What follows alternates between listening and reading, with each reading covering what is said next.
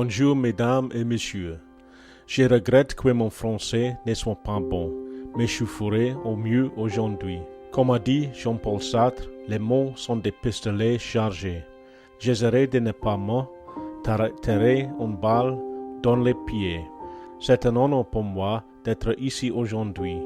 C'est un moment important et les familles des victimes de survivants sont très reconnaissants de vos efforts pour faire vivre le souvenir de Lancastria.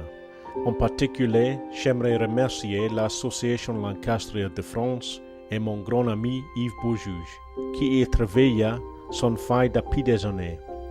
Yves est un grand ambassadeur pour votre région, est un grand ambassadeur pour le souvenir des victimes de Lancastria. Il y a 76 ans, la Lancastria fut perdue par roi d'ici. C'est un coup terrible, l'événement cousin le plus grand, perte de vie des forces britanniques de toute la guerre.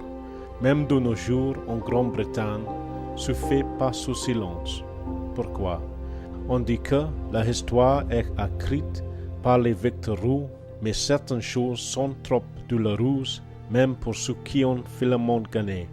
Pour la survivre, comme mon grand-père, la douleur d'avoir survécu au naufrage de Lancastria a continué pendant des décennies.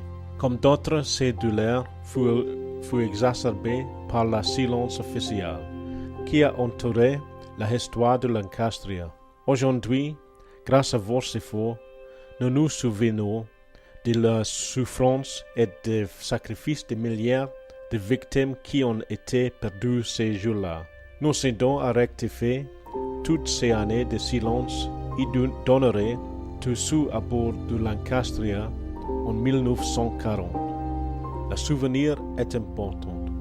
Il est important de ne pas oublier de tels sacrifices, car la réalité de la guerre est rarement glorieuse. Pour ceux à bord du bateau, ce jour-là, la réalité fut terrifiante au-delà de notre imagination. Malgré la horreur de l'événement, il convient de rendre hommage, comme nous le faisons, à ceux qui étaient à bord de Lancastria.